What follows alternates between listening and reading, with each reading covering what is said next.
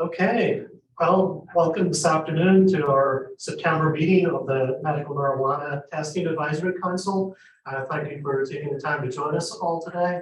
Our meeting will begin today at 1:30 and will end at 3 p.m. So we've got quite a number of items on the agenda, so I'm going to start out quickly and call the meeting to order and start out with a roll call. So when I call upon your name, if you could unmute, well, actually they can't, can they unmute? Should be. Okay, if you could unmute yourself and say that you're present, or yeah, that's probably the easiest way to do it.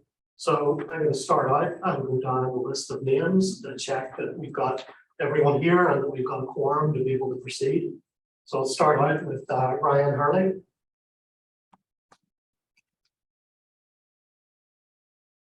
I know Ryan's on. I don't know if he has the unique link, so we'll make sure to get it sent to him. Okay, so we know you're on, Ryan, so we can see you. Hopefully you can hear us. Ryan, we did send you the link, so maybe it's in your spam, but we will try and resend that as well. Okay, we'll move on to Ryan Tracy. Present. Thank you. Steve Cottrell. Good afternoon, present. Thank you. Murray Stein.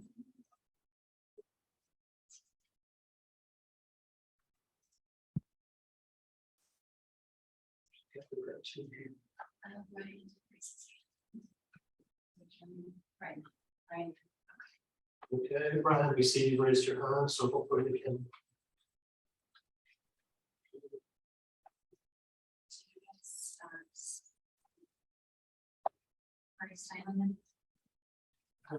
Hi, Ryan Hurley is here. Thank you.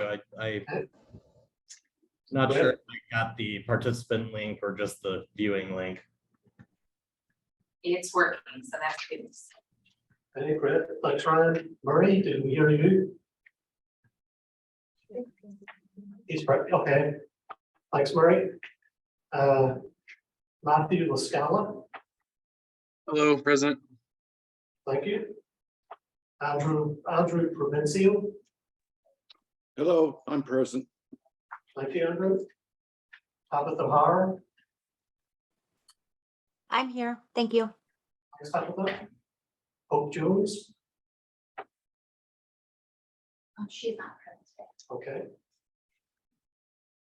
Joe Domena. Present. Thanks, Joe. Jay Neary.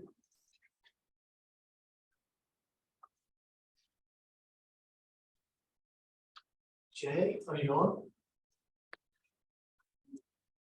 Yeah, Okay. Vince Figueroa. Present. Thank you. Jean Guachon. Present. Thank you. Maxwell Lund. Present. Thank you. Alvin Altamarino. Present. Thank you. And Ty Gardner. Ty, are you on? doesn't look like it. Okay. Okay, well, we've got enough folks here for a quorum, so I'm going to go ahead and proceed. Just take a few minutes to talk about the open meeting law reminder. Just a reminder that we may only discuss topics that are on the agenda. And so you can request to have items added to the next meeting agenda if you would like to during this meeting. Today's meeting, as I mentioned, ends at 3 p.m. So if we don't have time for all of the items on our agenda, we will add them to the next meeting. Per the council's request last month, we did put the council member presentations first on the agenda, as you'll see. So hopefully we'll get through most of those today.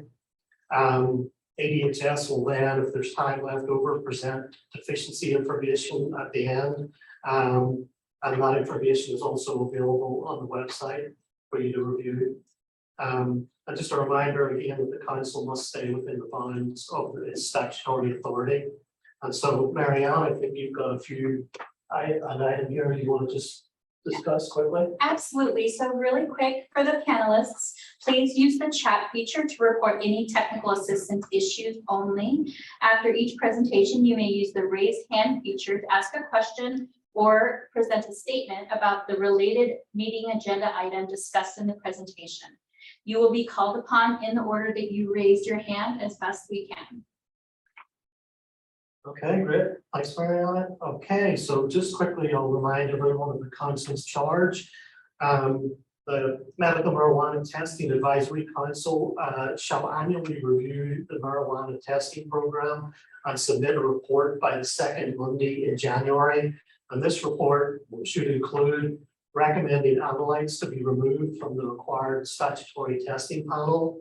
It should also include de-identifying information about testing related deficiencies cited against licensed marijuana facilities, and also any other recommendations on improving the testing program.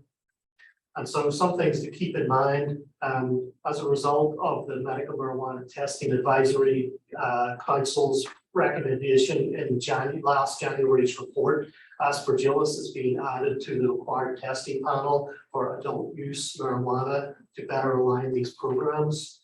And also, while the next report will not be finalized until January, ADHS will consider Medical Marijuana Testing Advisory Council recommendations, which are made now as we continue with the regular rulemaking currently taking place for the medical marijuana rules in Chapter 17.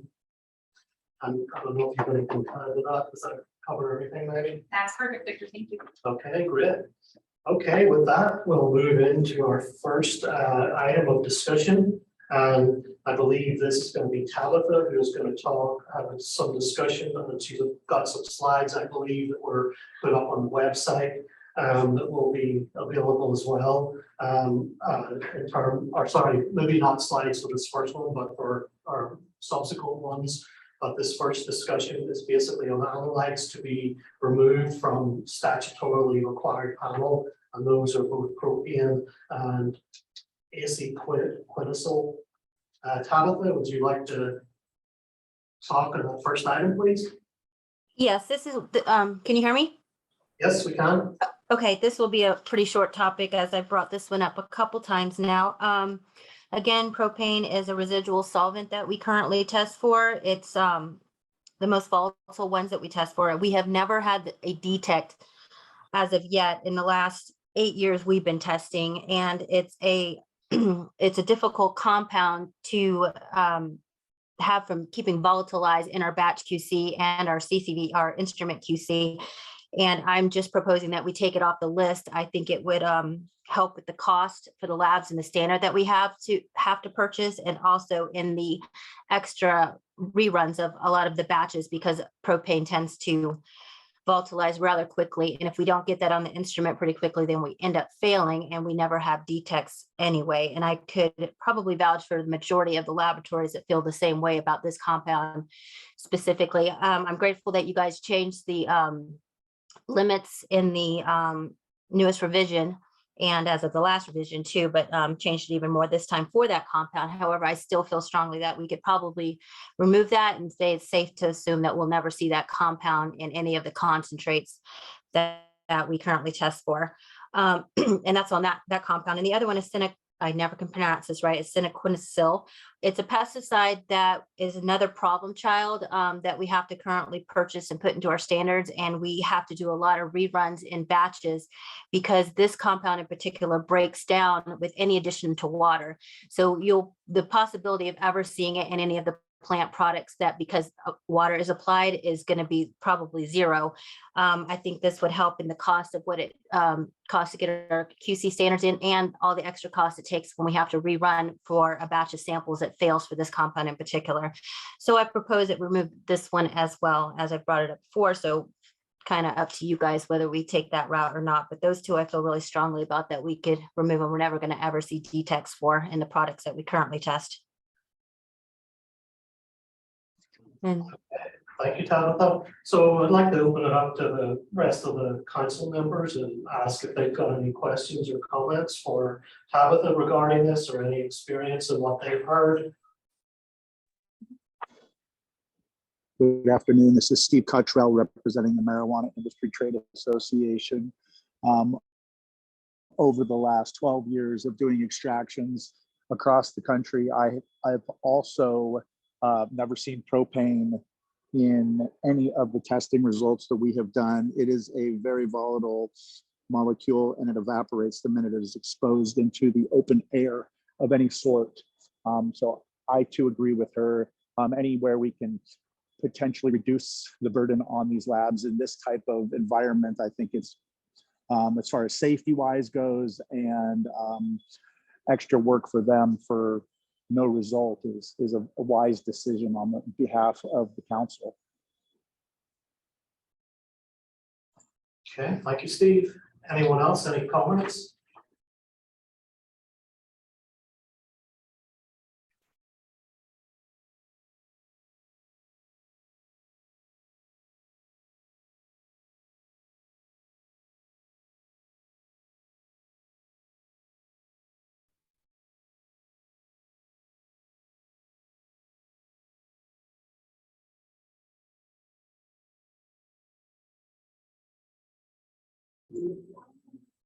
Anyone else, any last comments or questions for Tabitha?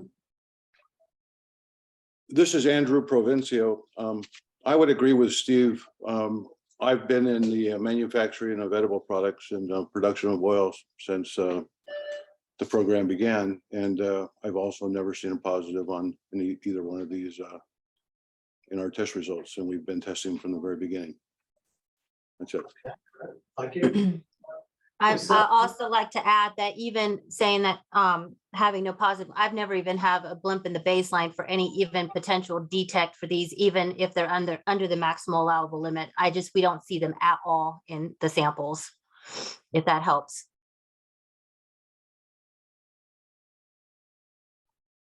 Okay. Would it be appropriate to make a motion on this?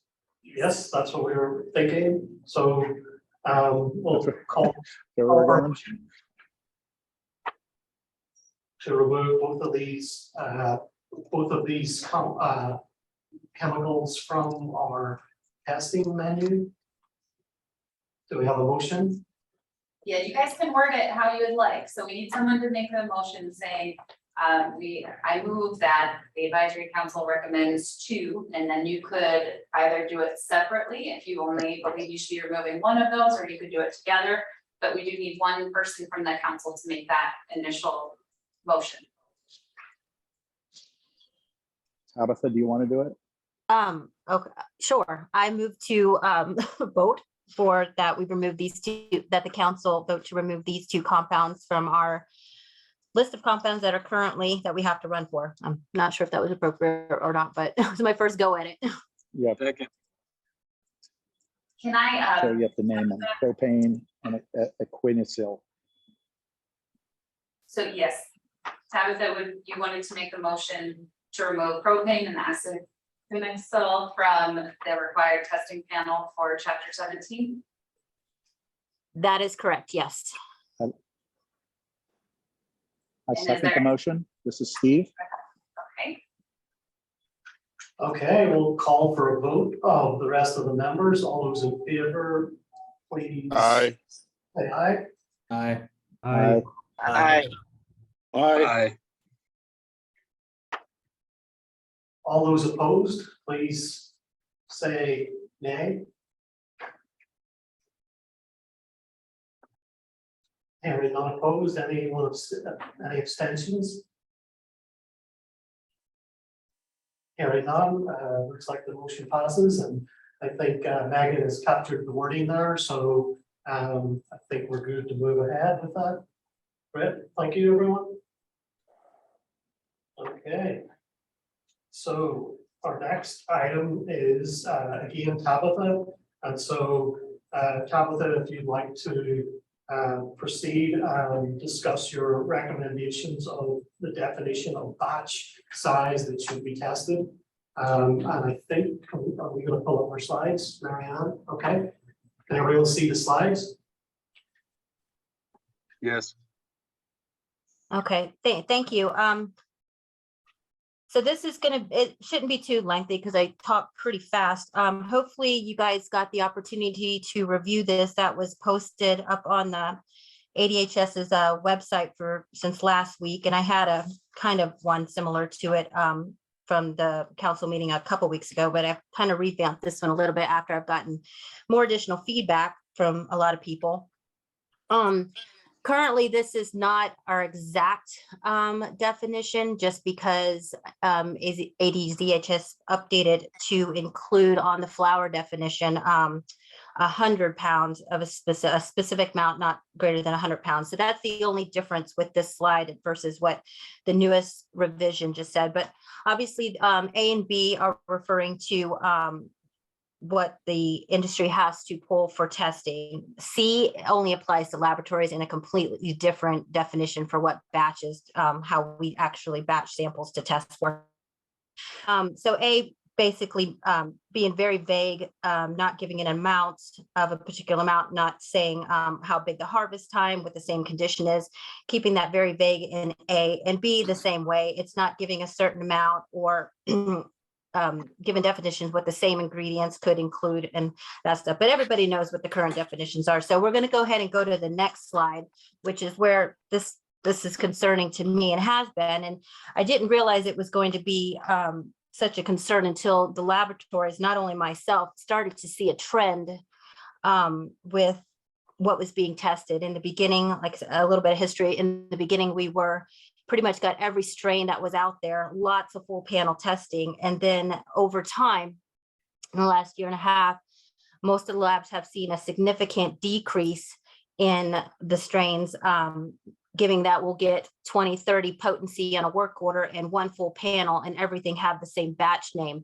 I didn't realize this as fast as some of the other laboratories did and started bringing it to my attention, as well as auditors out there asking the same thing. Why are all these having the same batch name? And then we go to look at the definition and we're seeing these loopholes in here that is really concerning for Arizona, given that it really jeopardizes the consumer safety.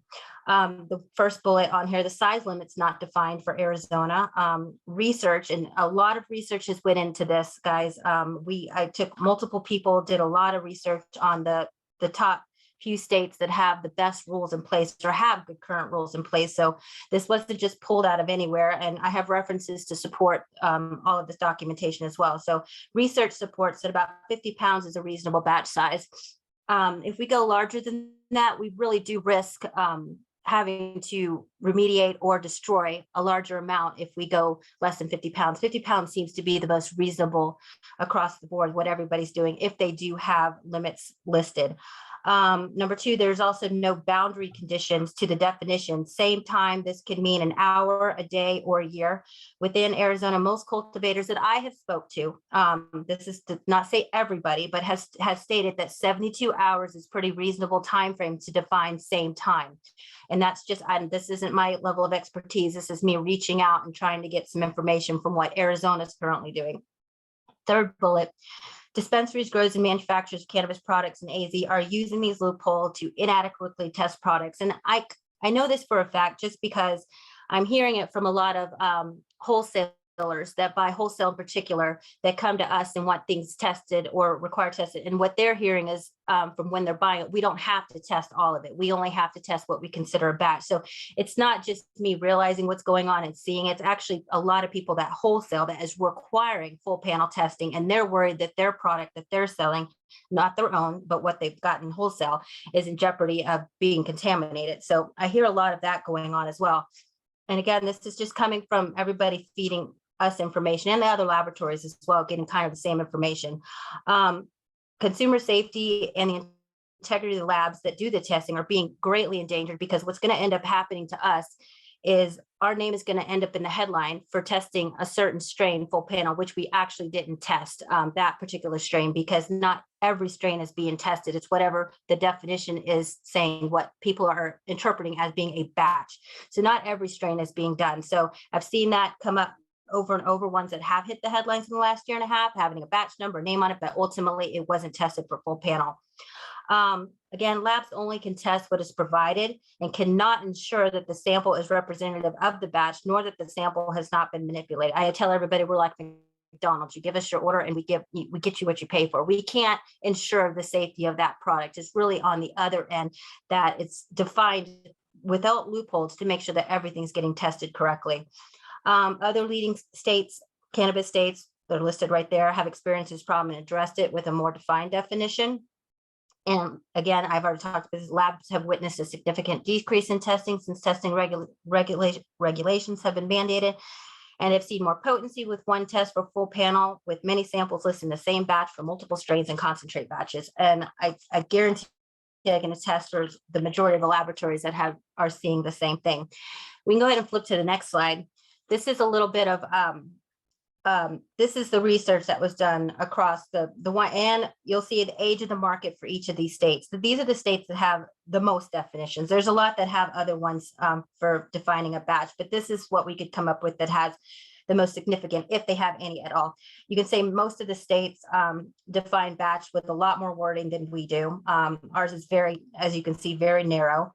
The sampling conditions, same way. If they do have it listed, they're very particular about what they have listed. Again, hopefully most of you have read all through this, so we don't take, I don't want to read this word for word. You can kind of look at it after the fact and see the comparison. Go ahead and flip to the, go to the next slide. As well as we get into what most states are defining for a concentrate in batch, and then what most states have listed sampling for how it's required. We not have that, and I'm going to address that at the end of this as well. At the end, well, actually, we're going to flip back to this side of the presentation after Murray's done later, because that's where this presentation goes in. But we're going to talk about sampling too, to ensure product safety too, and that it's being done correctly. So if we go to the next slide, this is just going to be this makes it easier to follow.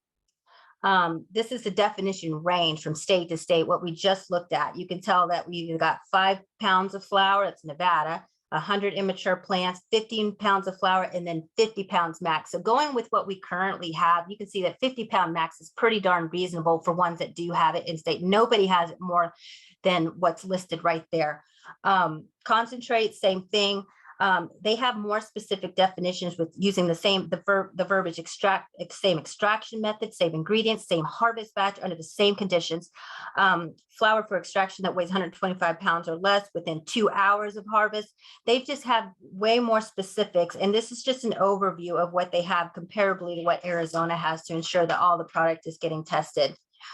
So again, this is just an overview of this last 2 slides you saw with the state to state and kind of how we came up with these recommendations. Again, these are recommendations. This wasn't my level of expertise. I could only see on my end what was being tested, and it was very minimal amount from the very beginning to what it is now.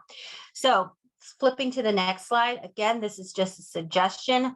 I'd like to see where everybody else is at on this, but this again comes from a lot of research that we've done for the last few months on this, trying to find out something that would actually guarantee that we had no loopholes, and that would be reasonable for the Arizona to start with. So the flower suggestion for our recommended of a reform batch definition of flower in Arizona, a suggested proposal is to follow based on conversations with AZ cultivators. That's not for the definition, but that's kind of how we come up with this. The suggested definition that we came up for flower was a batch 50 pounds max, consisting of the same seed or cutting grown under the same conditions or microclimate. All flower from a single batch must also be planted within a 72-hour period and harvested within the 72-hour period. I still think even with this definition, we have some loopholes. I would think in our definition section, instead of making this super wordy, we need to define microclimate, what a cutting, or that's really a strain. I think there still needs to be, without making this too wordy, that some definitions for some of the words that we use in here in these definitions need to be better defined, just so there is no loopholes with that as well. It was really hard to come up with something that wasn't too wordy, but I think if we had them put into the definition section of rules, it would cover that. So flip into the next. Currently, we have concentrates put under medical marijuana products as well, which in my eyes, it really does need to be put under its own definition. And most states do define it under its own definition. So most states do not give a recommended batch size for concentrates. Extraction machines come in a wide variety of sizes from 5 pounds of plant material up to 100 pounds. So based on how much they can produce and the size of the machine, this made it really hard to come up with a really good solid concentrate definition. So for our recommendation of a reformed batch definition of concentrates in Arizona, a suggested proposal is to follow. Again, this is just a suggestion. A concentrate batch must be made using the same extraction methods, CO2, solvent, whichever, etc. Same ingredients, type of solvent, solvent ratio. These are the loopholes, because without defining same ingredients, same extraction methods, I mean, we can call it whatever. Anyway, same starting plant material under the same conditions, meaning temperature and pressure at the same time within 24 hours. Again, a lot of machines can do a lot more in 24 hours than some of the other machines. So this made it a really tricky one too. So this is just kind of our starting point with having a more loophole-free definition for concentrates. So moving on to, we kind of, like I said, we separated out marijuana products. Right now, it was really hard to group the same together. So marijuana products, and then we have to include what are marijuana products, including edibles, pre-rolls, vape carts, and there's a multiple other ones that probably could fall into that, need to be batched by marijuana source material. Current rules allow for large quantities to be included in a single batch due to the definition of ingredients not being thoroughly defined. Same set of ingredients should be stated to include the same marijuana source material. So what we're seeing is like a bunch of concentrates making one batch of what now is brownies, but a lot of different concentrates might go into to make that one huge thing of brownies. But that edible now only has to be tested one time for full panel. So actually that concentrate might have missed a lot of full panel. So that's the problem I see with the loophole and not having this one separate out. So our suggested definition is when referring to marijuana products, a specific amount of marijuana product from the same set of ingredients, including the same marijuana source material at the same time. Again, they're making it with multiple source materials. I mean, that's why these have to be broken down to better definitions within the definition that we're suggesting. Okay, so I'm not going to go into sampling requirements right now because I think on the agenda, Murray goes before me on his topic with some edible things, and then it goes back to me on this, I believe. I don't know if you flip the agenda back up there, I could kind of see, but I think that that's how they had that listed, which is fine. We can go back. Yep, you're correct, Tabitha. Let's see here. Yeah, so right now we have down just for my discussion of batch, and then Murray goes, and then some sampling procedures. And so I can go back into that and then the failed. Okay, yeah. So if Murray, well, again, I guess we can discuss what I just talked about. Again, I don't want to chap anybody's hide or raise tail feathers, but honestly, there needs to be something done to define this a little bit better. We are really risking consumer safety and just the integrity of the laboratories that really do a good job putting our name in the headlines as far as a product that we passed on our COA that actually wasn't really tested for full panel. So that is my biggest concern. I just think we can do a little bit better in this and fixing this problem that we all can agree on. So I'll let anybody else talk now, but that's all I'm going to say. Okay, anyone else have any discussion or comments or questions for Tabitha? Brian Hurley had raised his hand first, I believe. Okay, Brian? Thank you very much. I have a lot of concerns with the 100-pound limit that's currently in the draft rules. You know, there are a number of larger grows out there where a 100-pound harvest from a single strain planted at a single time is regular business. You know, it seems to me that the size limits being thrown about, the number 50 or 100, it seems to be an arbitrary number that we're sort of pulling out of the air. You know, the department actually, you know, is prohibited from adopting arbitrary rules. So I have some concerns with that. And more specifically, I don't think that it's going to really address the concerns that we have here. What we really need to be focusing on is ensuring that regardless of the size of the batch, the samples taken are representative of that batch. And so I'm I'm looking forward to participating and nailing down that procedure or the enforcement of those procedures in the subsequent agenda item. But we could pick a 2 pound or a 5 pound upper limit on batch size. And, if somebody were still intent on gaming the system and didn't follow proper sampling procedures, they could cherry pick a sample regardless of the batch size. So I think we really need to be focusing on the proper sampling procedures and enforcement of those. I am supportive of same strain, same time, same manner. We do that already, and frankly, I believe that the current rules already require that. And if people aren't doing it, it's an enforcement issue. But I'm supportive of all those things. It's the arbitrary limit on pound size of a batch that concerns me. I don't think it's supported by the evidence, and I don't think it'll address the issue. So I would like to make a motion, and certainly happy to listen to further motions or amendments or however we want to do it. But I would like to move that we recommend the removal of the 100 pound batch size limit from the recommended rules. Okay, just to clarify, so that's the current draft rules. It's not the actual current rule, chapter 17 rules. Correct. The current draft rules, the September draft rules. Okay, so is the motion then to not have a 100 pound sample size or limit, batch size limit added to the rules? Correct. Is it specifically to that 100 pound range? No, so the motion would be to remove the batch size limit from the definition of batch in the draft rules. Okay,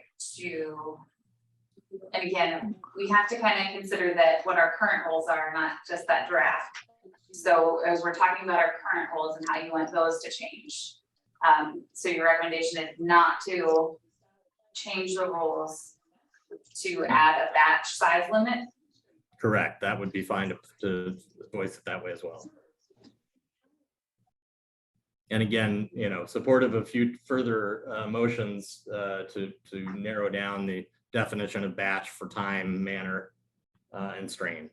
But the motion is to not have a batch size limit in the current rules. This is Steve. I think that getting rid of the batch and identifying a strain is probably more of a critical thing than the batch. As far as that goes, there's so many different strains out there and people are cherry picking names and 5 different names on one strain, and they're using one test for that. So I think that's very important to be able to have to require a complete full panel test per strain moving forward. And I think that would help with the batching definition as well. Yeah, Ryan Tracy with C4. If I can just strongly caution that we, I think contrary to what's being said, it isn't arbitrary to pick 50 pounds. There's many states throughout the country that have demonstrated that as a good benchmark to start with. And I think from a scientific and consumer and patient safety standpoint, when you start getting 100 pounds, 200 pounds plus, not all of that's going to experience the exact same conditions in every single of the same grow room, the same drying, the same packaging, the same trimming. All of those impact and can have an impact on the final result of compliance and safety testing. So it is important from a consistency and making sure that there's homogeneity and consistency of safety throughout the entirety of the inventory that's available, that it is broken up into batch so that there's more than one representative sample of 200 pounds or 300 pounds. That, in my opinion, does not protect the patient and does not further the intent of the program. So I think it's very important we define it in a pound limit and in conditions and microclimate and strains so that we can narrow these loopholes. But I would very much caution anybody from removing the weight limit. Okay, we've got a few other folks have their hands raised. I believe it's Jean Lachon next, please. Would you like to unmute and give us your comments, please? Yeah, sure. Thank you. So I kind of concur that this the pound limits is kind of arbitrary. I think we should be define the batch on more scientifically, like same growing conditions, same strain definitely. I know plantings maybe takes a little longer time, but harvesting, I'm not familiar with the actual harvesting. Can you harvest like 1,000 pounds of marijuana product in a day? Is that something that you can do easily? Anyone can help me with that? Ryan, Hurley, are you able to speak to that one? Yeah, so we have consistently, we have single planting, single harvest batches that are in excess of 200 pounds, 250 pounds, and that we do harvest certainly within 72 hours. So What about within 1 day? one day, probably not, just because it's a very, very large task to do, but certainly within 72 hours. Okay, so the planting is fine, but harvesting is important because depending on the condition, the moistures, the harvesting can have significant impact on the quality, microbial contamination, etc., on the marijuana product. So I think we can maybe, if we can limit the harvesting time to a little smaller window, and then narrow down the strain, the growing conditions. So basically a batch of marijuana has the same property. That's what we all cares. And then the other thing is the sample size. So bigger batch requires more sample size. I think that will be discussed later, right? So I think the weight limit can be removed as long as we can strengthen other criteria to ensure the uniformity of the same batch of product.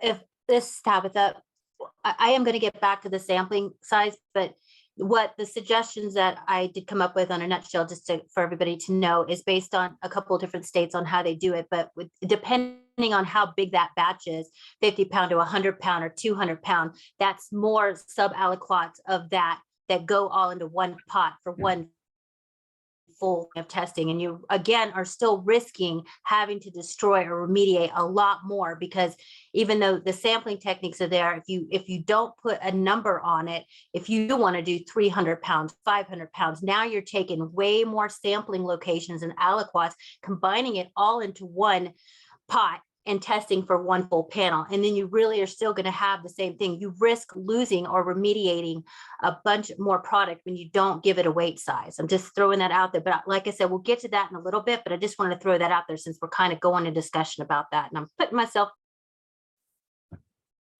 Yes, so that's to be something growers should be, they should have the consideration when they decide how big a batch they want to submit for testing. Because if they submit 200 pounds batch for submission for testing, if that testing came back problematic, then they risk losing the whole batch. Murray, did you have your hand raised? Did you have some comments, please? Yeah, a couple things. One is in defense of the work that Tabitha has done. I don't believe the 50 pound numbers or any of that is actually, quote, arbitrary. I think that there are states that have done it and they've assigned those numbers and they've done their work. So I think it's a little strong to say it's arbitrary. For us, I honestly think it's about strain or cultivar, whatever you want to call it. It's the strain or cultivar that's planted at the same time, harvested roughly the same time, and so forth. So, the batch size is less material to us given this, the various sizes of grows, as Ryan has pointed out. It's just much more important that given the focus of this is really safety. How do we ensure safety? And, going back to what several people have said, it's about sampling. What are you doing for sampling? Are you sampling adequately to ensure that, whether it's one strain or 10, that you're catching a reasonable snapshot statistically of the product that's being grown and are certain that, or relatively certain that it's safe. So that was my comment. Okay, thank you. Brian Hurley, did you have an additional comments, please? Oh, yes, thank you. What we're all after, absolutely safety here and making sure that the sample is representative of the batch. And as Murray notes, the way to do that is to make sure that the sampling procedures are adequate and the sample size is adequate. So we we support that. I support that. The single strain, same time, same manner of a harvest, and adequate sampling procedures and sizes.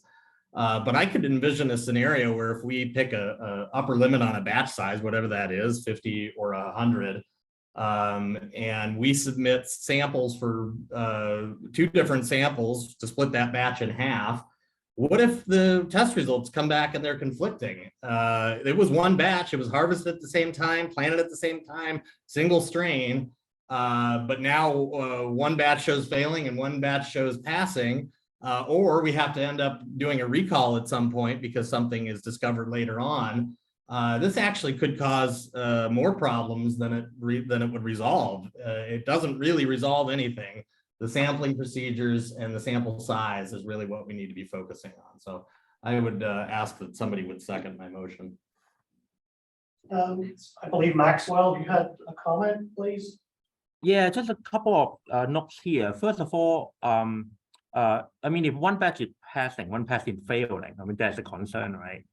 I think, I want to reiterate, what Marie is saying, that I think the 50, I think the number that we use right now, I think there's a reason for it. I mean, it's not clear what it is, but I think, like sampling of this kind, like it may be new to cannabis, but it is not new to food science, right? I mean, there are established units that people sample, say, barley or corn, that would give us certain certainty to detect things like mycotoxin. So I think it's more important for us to get to the reason why, the current level are being used. I mean, like scientifically, I think that is more important than, like we look at the other state and see what they do, because I think within this group, we have enough expertise to make that, like scientific judgment. Another thing that I want to add is I also agree that the harvesting time is critical, because from the pesticide contamination, one of the most common things that can happen is that, when people see there's an infestation, they apply whatever they can find to right before harvest, and then that is a misapplication of pesticide, and that usually lead to problem. And that's why I would say harvest time, like in terms of pesticide contamination, is also key, so I just want to add these 2 points there. Okay, thank you, Murray. I believe you had your hand raised. Please go ahead.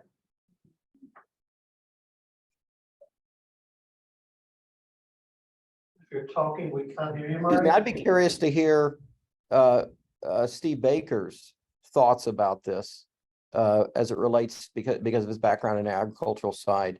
How do they deal with this there? This is Steve. I've never been to one of the grow houses, and I wouldn't want to be part of the decision on this.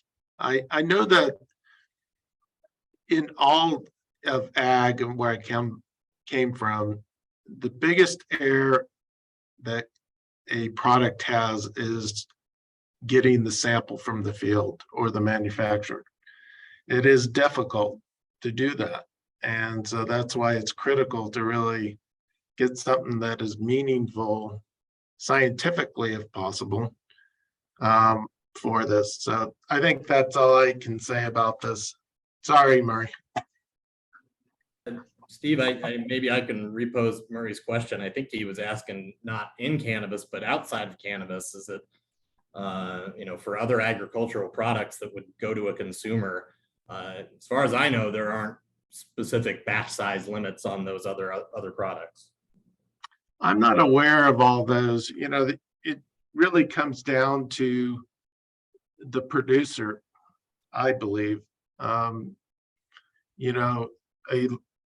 You have some large manufacturers that have ultra clean systems and plants and everything set up, and they can probably do quite a large batch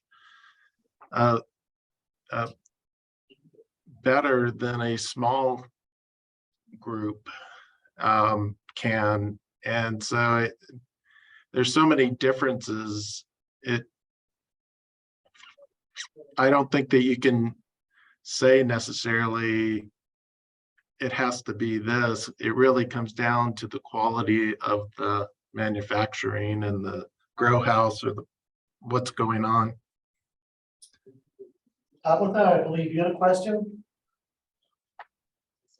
Not really a question. And again, I'm hearing both sides of what's best for the consumer safety. And I hear people with the definition should be done and sampling. It just, the bottom line, it goes hand in hand. I think the best way to ensure consumer safety is that we have a weight, we have a good definition, and then we have the sampling procedures that are really strong to go with it. I think that's going to be your fail proof. I do see batch to batch failing, and it's because of the sampling procedures, but also we don't see retest either. We don't know what's going on behind the scenes. I could guarantee most labs do not get when we get into my presentation about that, I'm going to go into how many failures I've had in the last 6 months and how many retests I've actually got called for. It's not being done. So we're not seeing consistency of what's failing, but we do hear this batch failed or it's the same batch, but why are you testing it twice? It should have came to us once. We should have took it to another lab. So ultimately we're seeing discrepancies all over the place with the entire procedure, even down to the retest. And that's on the lab side. I mean, we do see what's going on behind the scenes of what's going on, because we do get a lot of different clients and the way they're doing things is all over the place. But having a good, well-defined definition for all three, concentrates, medical marijuana products, and flower, along with sampling procedures for that, is going to ensure the best consumer safety, not one or the other, or not one, it's got to be both in combination. And I think we can all come to an agreement, and the number's not arbitrary. We did a lot of research on this to see what everybody else was doing it and why they're doing it. And I would happily share all the references if anybody wants to email me and give you where all of this came from, because they are doing it in other states and they're ensuring consumer safety a lot better than Arizona is right now. But again, we'll get into those other things later when I get to sampling, because I don't want to propose a motion until it's all three hand in hand, because I don't think one is over the other at all. I think it all should be one motion to do all of it together, and that would ensure 100% consumer safety in most cases. I'm gonna put my Okay, Matt Lascala, did you have a comment? Yeah, this is Matt. Hey, I was just going to really echo what Steve had said. It's really in the sample and the integrity of the operator, because, some larger operators might have more ability to stay cleaner than some of the smaller. So I have a hard time nailing down a limit. I'm not saying that the number was arbitrary. It's just that's a tough one to wrangle. Maybe if the number is dynamic and can be evolved, that's potential for it. But I just don't see the value as much as I see the value in the sampling technique and the integrity and then maybe the remediation verbiage there. I think that's a more correct way that aligns more with conventional ag, in my experience. Okay, great, thanks. And I believe we have a motion on the table. Yes, we do not have any more hands raised at this time, and Andrew prevents. We have one. Andrew, go ahead, please.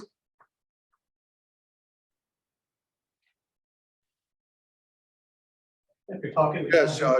Yes, my point would be that I haven't heard a lot about how is this additional testing actually going to reflect in better product getting out there, but we're going to increase the testing cost. I'm not sure, 1 time, 2 times more, and all of that. Those are very expensive tests, and they all are basically back charged to the consumer. So we're going to raise the cost of the consumer, but I haven't heard a lot about what percentage increase in their, health and how this is going to make that much of a difference. And is this the best way to spend it? If we're going to double that amount, is there a better way to spend it that would give even more protection to the consumer? Could we do could the Arizona Department of Health use some of that overfunding to do some of their own independent testing at point of sale or something? But without increasing it to, without limit to 50, maybe we could say 100 and create a committee that would explore what a batch could be, and not only defined by its size. And I'm not saying that I'm in favor of any of these things. I just haven't heard a lot of discussion on them. And it seems like these are some facts and some real truth that we should know before we're making a decision that's going to affect the consumer in this big of a way, without quantifying it. Anyway, that's my point. Thank you. Tabitha, did you have another comment? Yeah, just one more comment on that. The labs are what see it all, what's going on behind the scenes. Like I said, when I get later into retesting and how many failures I've had and how many retests that I actually have, we don't know where that product's going. It could be cherry picked and something that they know passed and sent to another lab, because after we send out a failure, we hear crickets, nothing about it. In the beginning, we did get a lot of the retests, and we see failures across the board. And I can attest that a lot. I mean, ADHS, if you want to reach out to all the labs and get some kind of statistics on what you're seeing as far as failures as well, and the retests that are there. And the amount of only potency in one full panel. And again, we've got reporters that come to the labs and just regular patients that want to retest their things, and they'll find out the product has pesticides, or it's not what it, or maybe it's not even, it just has completely different potency than what they actually purchased on the shelf. And we hear their complaints. This is only the stuff that we can hear, coming from our side of the people that bring us in samples. And we've had in the last month, a couple reporters came and pulled stuff off the shelf, and some of them actually made the headlines. They retested these, and they're finding the discrepancy in what the product is that they actually, the COA that they saw, and what the actual test result is. And without all of these things being changed, that's going to continue to happen, because I mean, if no one is nailing down the sample procedures or what is considered a batch, it's going to continue to happen. I know you don't see it from that side, but everybody is doing everything different, but the labs are definitely see it. So I would say if the state wants to do some more inquiring to all the other labs, again, because I've talked to a bunch of them, and everybody's seeing the same thing we are. And again, that's the worst fear for us labs, is to end up in the headlines that we tested something we didn't. It could lose our credibility out there. It's something that all of us have worked hard to keep.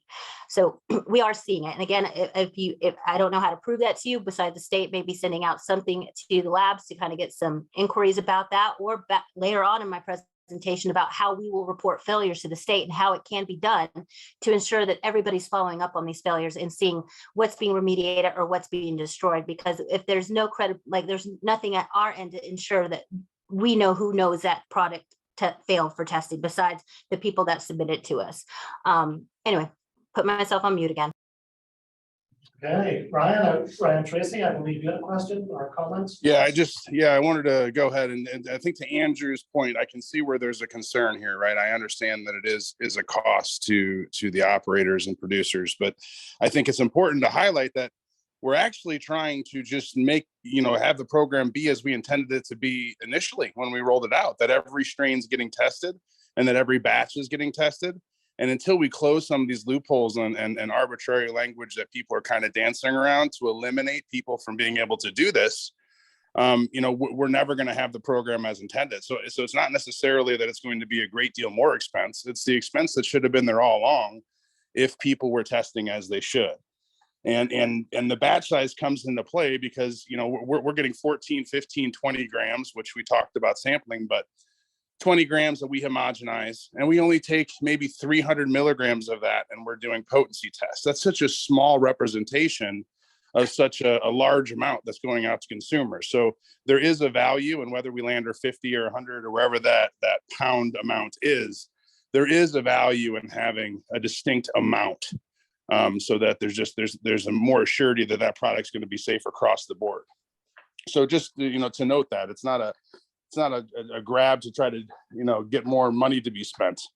It's to have the program operate as it should have been the whole time. Thanks, Ryan. And just a reminder, please do not put anything in the chat that is not just about technical difficulties. I believe I just saw a motion and we need to read that into the record. Also a reminder, I think we have a few hands raised right now. So we also want to be respectful of the agenda, because a lot of what we're talking about right now is saying that we want to get to another part of the agenda. And we also have a motion on the floor right now. So we would like to get to the few raised hands that we had. And then again, if your comment, if you want to get to the motion that was made. No, I see you through my window. Go ahead. I think someone's off mute. Could you please mute yourself, please, if you're talking? Thank you. Go ahead, Megan. Okay, so again, to be respectful of everybody's time and make sure we can get to some of our other agenda items that it sounds like a lot we would like to talk about.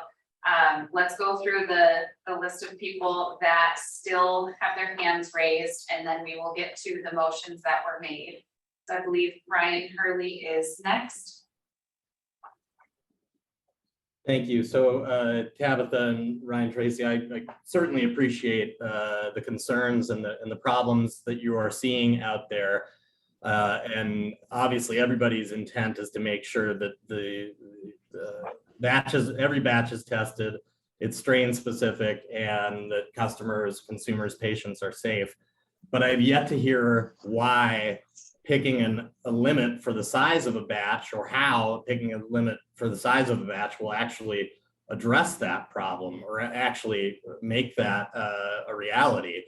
All the other issues, or all the other proposed solutions, time, place, manner, sampling, sample size, sample procedures, I can see how all of those get us to where we need to be. I don't see how a size limit will do that. And I appreciate that other states have picked a number, and some haven't. Some are smaller, some are larger. But I don't think just because somebody else has done it is sufficient basis for us to do it. Okay, thank you. Steve Cottrell, I believe you're next.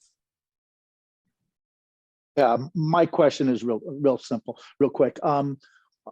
There's a motion on the table. Is another motion allowed to be made while there's a motion on the table for the committee's knowledge here? Because this has not been answered yet. There's been no seconds. There's been nobody pushing this forward. Is someone allowed to make another motion on another topic?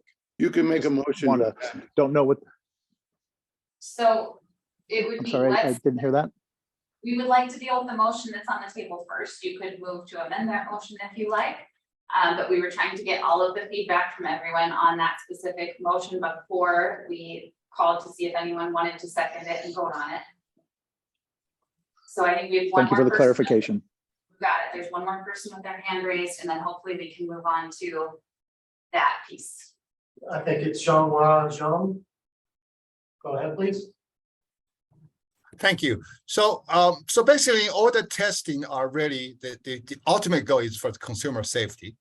I think maybe the state should, or the panel should consider more different ways to ensure the uniformity of each batch. It doesn't really matter the size of the batch, as long as the batch has the same uniformity in regard to the tested substances, then the test should be fine. I think we probably put more teeth in the definition of a batch and to ensure that uniformity of the batch, to ensure the safety. Thank you. Yes, I believe we're going to be talking about sampling procedures a couple items down on the agenda. So if we can wrap up this discussion, then we'll be able to get to that hopefully today. Did we still, what? All right. Murray? Just one more, guys. Quick question. What is just so I understand, what is the schedule then for any recommendations that say regarding batch or whatnot that come out of this? My impression is we're supposed to meet or scheduled to meet a couple more times this year on roughly a monthly basis. And I guess the recommendations that represent that from the last few months and those meetings will then be given to the state in a form that will be written up by DHS staff. Is that the plan? So by the second week in January, we have to have the final report for the year submitted. But again, right now, DHS has a regular rulemaking underway for Chapter 17 medical marijuana rules. And so that's what we said at the beginning of this meeting, is that if recommendations are made along the way, because that rulemaking could be wrapped up before January. We don't know right now what the complete timeline is going to look like. So it is in the committee's probably best interest if you have recommendations that you would like to be considered for that regular rulemaking, to go ahead and do them as we're going through these meetings so they can be considered for that now. Understood. So I guess my only comment is going to be, I don't know that we're not all on the same page here. I really feel like with all this discussion, we actually are on the same page and could probably make some kind of clear recommendation to the state. I just wonder if maybe we need another session to, work in the background to suggest appropriate language that would please everybody. Is that an option? We will absolutely have another meeting in October. So absolutely, we can put an agenda together where you have other items that we can talk about. But again, we do need to get to the motion that is on the table now so that we can wrap that one up. Right.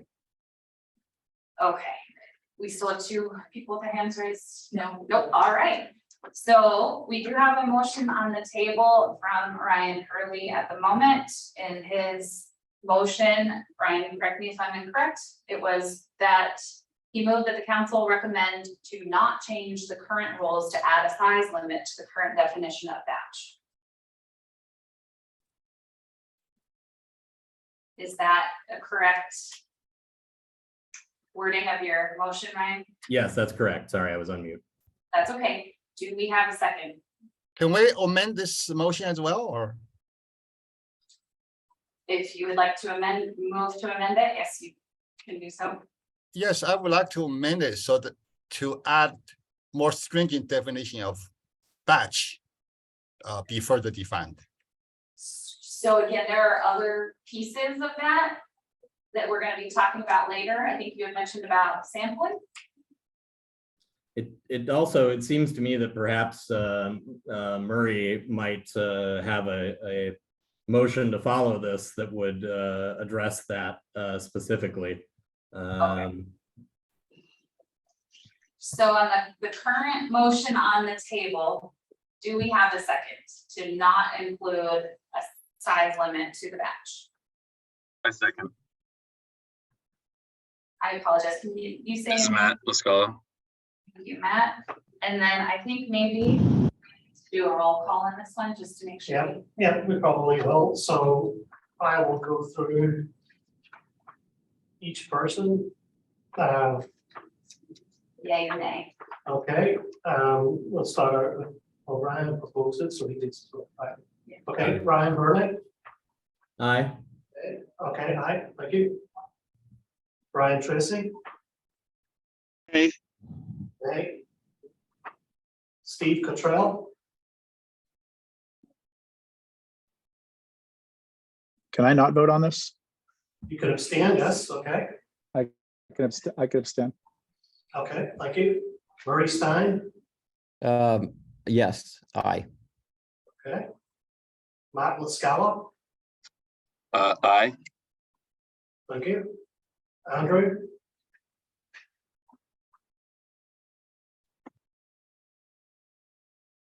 Are we going to be discussing this at the next meeting either way?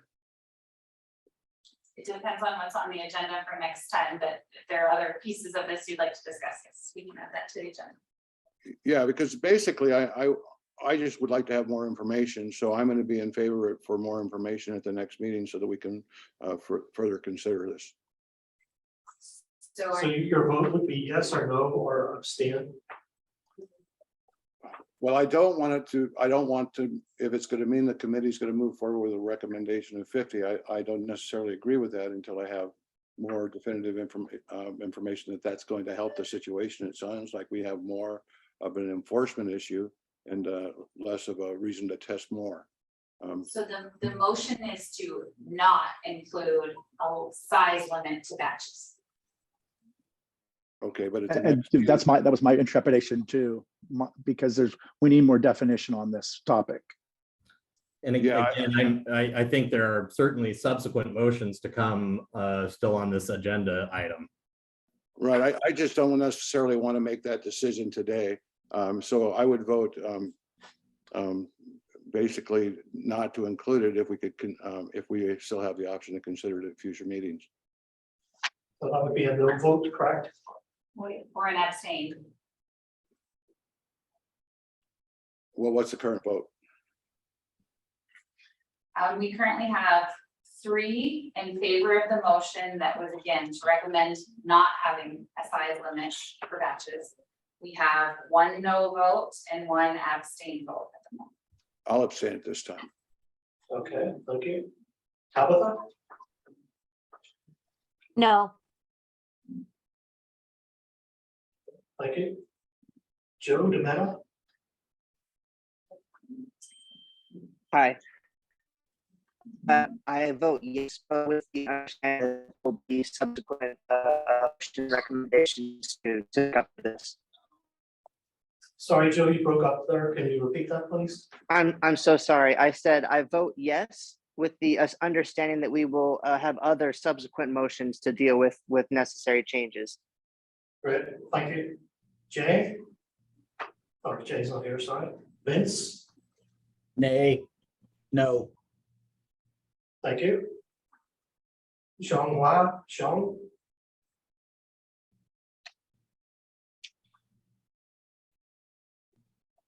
Aye. Okay, thank you. Maxwell? Abstain. Thank you. Alvin?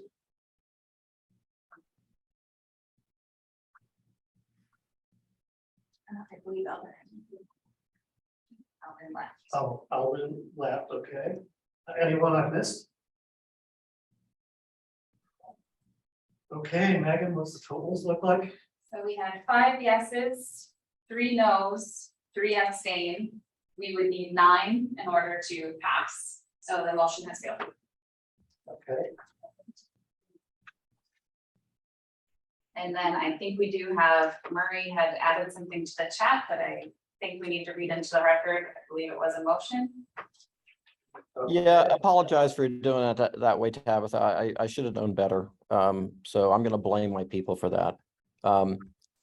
Having done that, I just got through saying I'd be happy to take the time to develop a better definition if people felt it was warranted in another meeting, because this is clearly getting a lot of attention, as it should. But I will tell you the definition we came up with and the one I put into that chat is one we are comfortable with.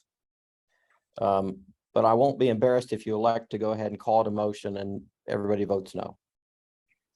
Okay, Murray, so would you like me to read it? Would you Yes, like? please. That would be Okay. great. Murray is motioning to adopt the following definition of batch. Okay, well, Murray is motioning that the council makes the recommendation to adopt the following definition of batch. When referring to cultivated medical marijuana, a specific amount of a particular lot of medical marijuana that is uniform in strain, grown from one or more seeds or cuttings that are planted, cultivated, utilizing the same pesticides and other agricultural chemicals, and harvested at the same time. Is that the correct wording of your motion, Murray? That is correct, and we felt that was generic enough to sort of cover the bases, but yes. And does Second that. anyone? Sorry, who was that? Ryan Hurley will second that. Okay. I think we're probably gonna have to roll call again. okay. Okay, so we're gonna run through everyone again here. I'm gonna start at the top. Let me know if you agree, yes or no, or abstain. I'll start with Ryan Hurley. Ryan, Yay. thank you. Ryan Tracy? Nay. No, thank you. Steve Cottrell? Yay. Yes, thank Yes. you. Murray Stein, Yay. Matt LaScala, Yay, please. thank you. Andrew,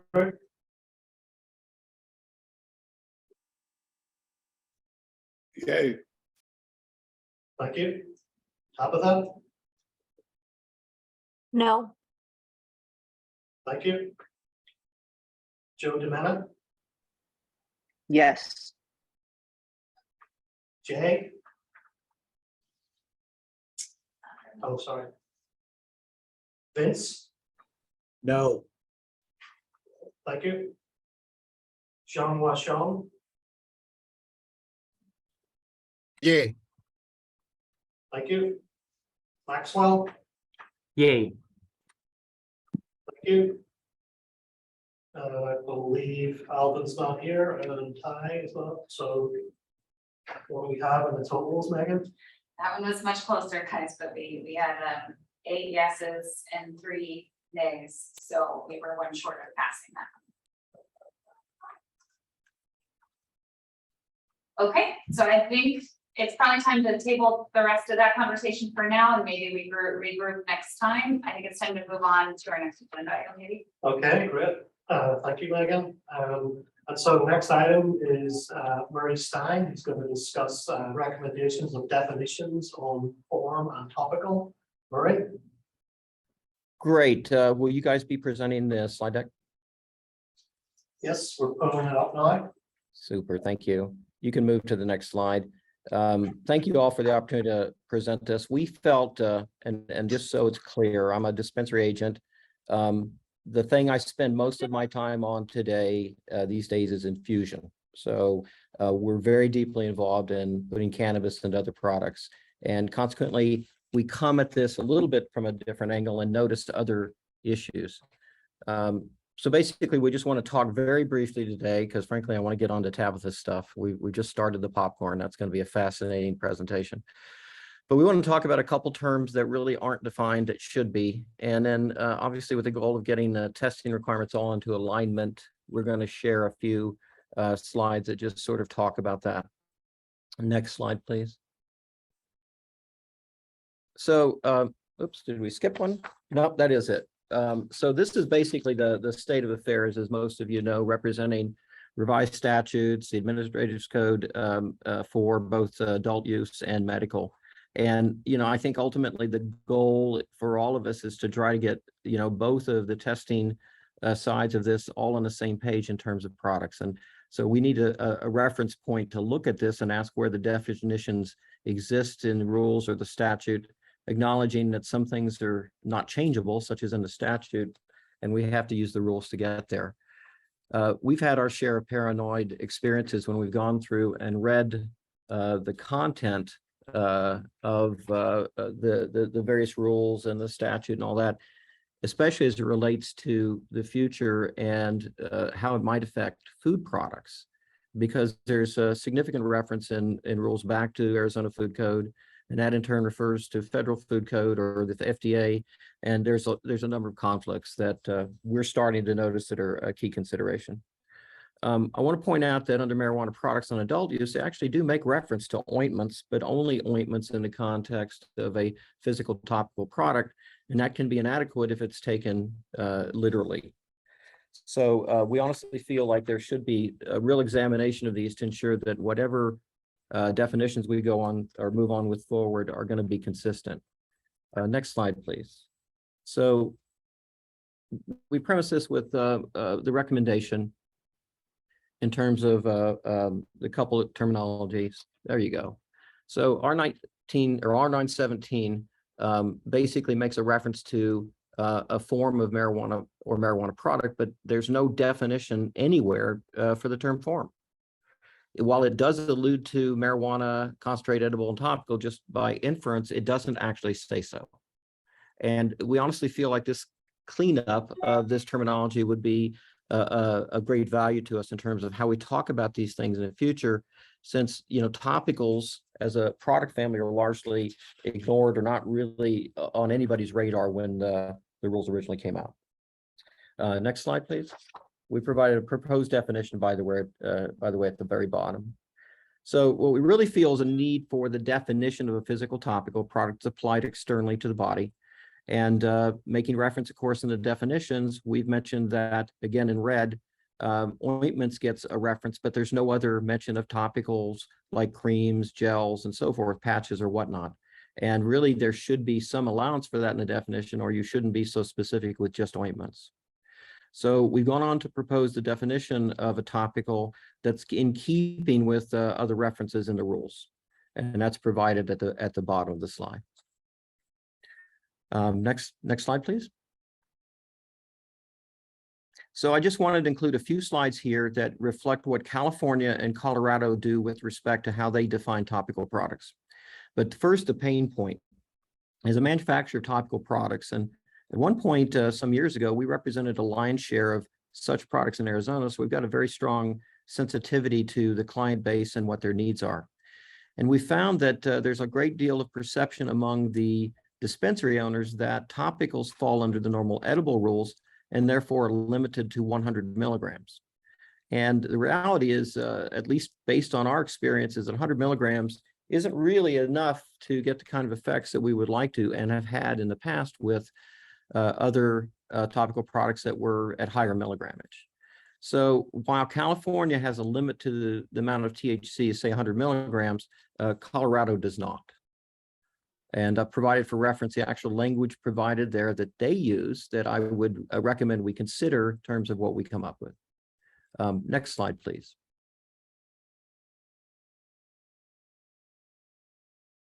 So again, I provided Health Canada one more reference here in terms of how they do it. They again go to 1,000 milligram limitation, physically represent on a package, and they have some other limitations, basically in some cases to avoid the use of certain mechanisms such as chemicals or whatever that will cause an opening of the epidermal layer, which can invite infection and other things. There are drugs that do that, but they're managed and controlled by the FDA. So some states or other authorities recognize the need to be cautious about including compounds like that in the topical products. Next slide, please. So finally, in terms of topical dosage, it shouldn't be regulated the same way edibles are because it's not a psychotropic product. You will feel an experience, but you're not going to get high. And the reference back to chemical used in the to affect the epidermal layers is reflected here in terms of Health Canada. So again, with regard to other states and how they do things, our best suggestion is to follow Colorado standards in terms of potency labeling. Add the language to our rules, don't set dosage limits, so there's freedom to develop these products in our market. To be honest with you, in our experience, we've had many different experiences with an older population selling edible and infused products, and there's no experience like a little old lady telling you how you've changed her life because topicals made a difference with her arthritis or what have you. It's an important area of our industry we can't ignore, and it's really meant for a huge number of people, particularly those in pain these days. So we would like to suggest the following for consideration by the committee and perhaps representing this in recommendations in terms of changes or additions to the rules. Next slide, please. And then this is a testing guidance table. This is a table, I think it's 3.1. Is that how we refer to that, Brandon? No? Oh, I'm told this is an informal inclusion here to ensure that there's clarity in terms of where these products should be updated and in tables that are provided for guidance. And next slide, please. And this is the previous table that we would make recommendations in terms of updating if it's not occurred already. And that pretty much wraps it. I appreciate the consideration given to the topicals. We'll spend a little bit more time. We would like to make a motion to propose the definition to add forms reflected on slide 4 of this presentation. And so if you could go back to that. We'd like to propose or make a recommendation if the board would support it to define a form as reflected here, the matrix of marijuana classified into categories of marijuana, concentrate, edibles, and topicals. And then I have another motion to follow up regarding the definition for topical on slide 5. So my motion is to accept these and include them in recommendations to the state or to the Rules Committee. Okay, Murray, I just want to remind everyone of the statutory charging committee. So the recommendations do have to be related to the medical marijuana testing program.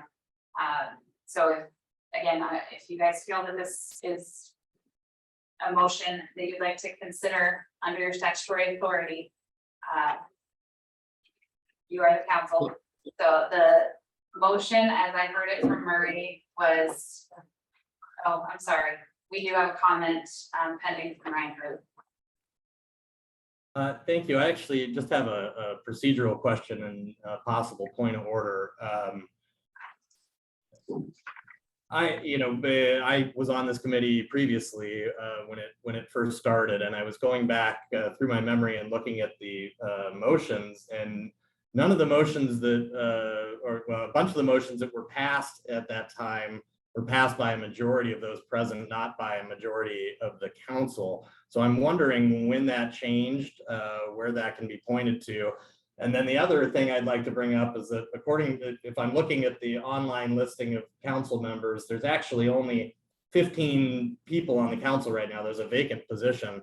So if it were 15 people on the council and a motion receiving 8 yeas would be a passing motion.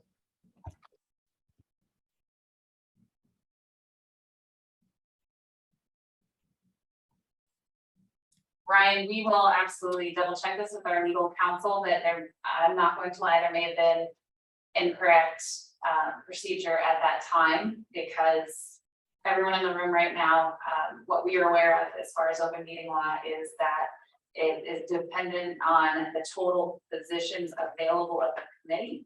And that it does have to pass with half plus one. But we will absolutely double check that between now and the next meeting and make any corrections that we need to if that is incorrect. Thank you. Absolutely. And then again, we do have the motion on the table from Murray to, his motion was to recommend the addition of a definition for form in the rules. And the proposed definition is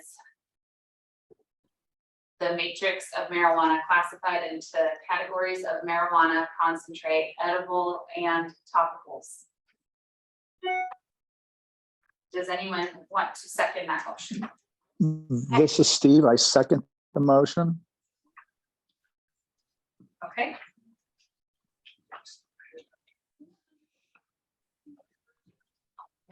I think Ryan, did you have a comment? No, I'm sorry that my hand was still up. Okay, thank you. All right. Yeah, thank you. I just want to jump in. I just so you know, I do understand exactly what you're saying, Megan, and I do appreciate that. As you know, when we initially submitted this, we talked about a lot of other topics, and you were kind enough to give us some guidance on that. But I do genuinely believe that if we don't get our definitions right on the front end and fill in those gaps, we leave ourselves open because we have to define what it is we're testing. And that's why the emphasis on these definitions on the front end, just to be clear. Thank you. So I think Victor, I'll call the roll call now as Murray has made the motion and Steve Cottrell has seconded it. Okay, thank you, Megan. Okay, Ryan. Brian Harley, sorry. I'll abstain. Abstain. Abstain, yes. Okay, thank you. Ryan Tracy. I'll abstain. Thank you. Steve Cottrell. Yay. Yes, thank you. Murray Stein. Yay. Thank you. Matt Muscala. Abstain, please. Sorry, I missed that. Abstain. Abstain. Thank you. Andrew Provencio.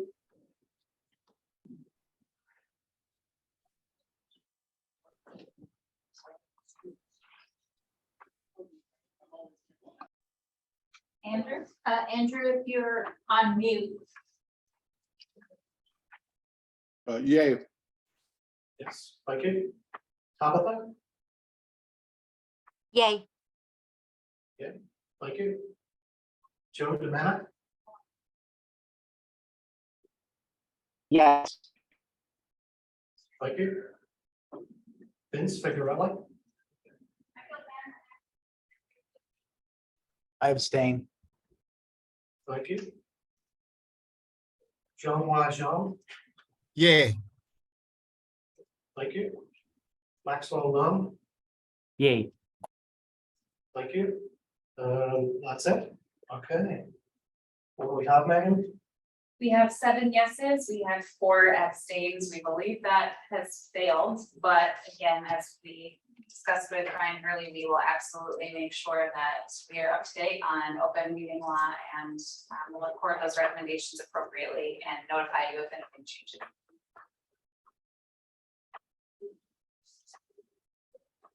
Okay, great. Thank you, everyone. I think we've only got 5 minutes left here, so I don't know if we should get into the sampling procedures at this point. Okay, sorry, we won't raise hand, Murray. I was going to ask to go ahead and vote on that last proposed definition, but I'm going to vector to the next meeting, particularly if I can, educate people about why this is so important. Maybe we'll win the votes. I really want to hear from Tabitha, to be honest with you. I'd be happy to go long to do that. So, Okay. Oh, we can't go longer, unfortunately, Murray, but let's go ahead and Tabitha, if you'd like to start. Unfortunately, we've only got about 4 or 5 minutes, but Sorry, we have. Okay, I Sorry, can sorry, run Tyler, just through a it. sec. We have one more question. Okay. From Cottrell, Steve. Thank you. Could I make a motion on something that, and it would be a real quick motion, but it's a motion to have all failures on products must be reported to AZDH by laboratories moving forward and must be followed up by a second retest immediately. Steve, this is Tabitha. I have that in my last presentation to go over all of Okay. that and my recommendations for reporting those failures and statistics on how many we've had fail. I mean, I could skip to that and just go over it so everybody knows what I'm recommending for that. This is a longer discussion, so it's up to you guys. I can skip to that real quick and give an overview like I did last time on the definition thing. So up to you guys. Tabitha, I think what you have to share is very important. I just want to make sure you get ample amount of time to be, thorough on your points because you put in a lot of preparation here. So just something to think about. Agreed. And I wanted to put that on the record too, that these failures are a big issue. People Yeah, are I think Tabitha needs to possibly lead off skirting next it time. around the whole place. Yep.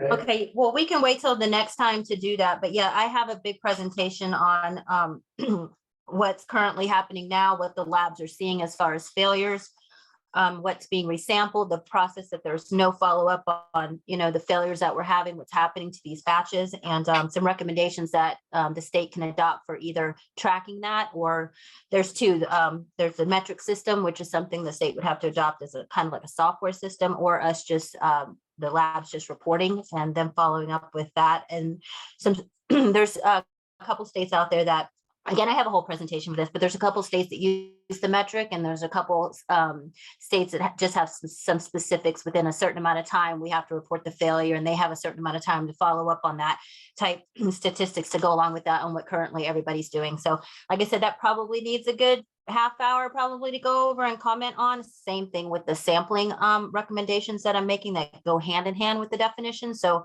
like I said, the presentations should be up on the state's website for review if people want to go ahead and review those, and then we can have a better discussion of them next time when we have more time.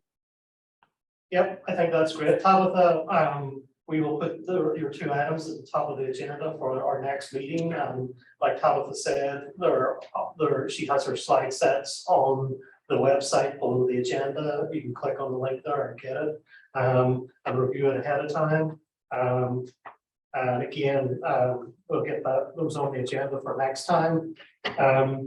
So as we've only got one more minute left, I'll wrap up our meeting now. Thanks everyone for all your great input today and great discussion on all the items that we got time to discuss. We did have two motions that failed at this point, and we had one that was successful, which was the one recommending removal of propane and isoquinol from the test panel. And so we have those documented. We'll also, as Megan said, look into the open meeting laws and our quorum requirements, etc., for a vote, and report back to you on that. And I think that's most of the items that I have. Megan, any final items? No, thank you everyone for participation, and we'll make sure that we get the next meeting scheduled as soon as possible and get right to it. Yep, and again, if you have any items that you'd like to add to the next meeting agenda, please reach out and send them to us, and we will include them on the next agenda. So thank you again for attending today, and we look forward to talking to you in our next meeting. Thank you all. Have a good afternoon. Thank you. Thank you. Thank you. Thank you. Thank you. We'll take that as a motion. Motion to adjourn. Motion to Motion to adjourn. adjourn. Thank you. Thanks, guys.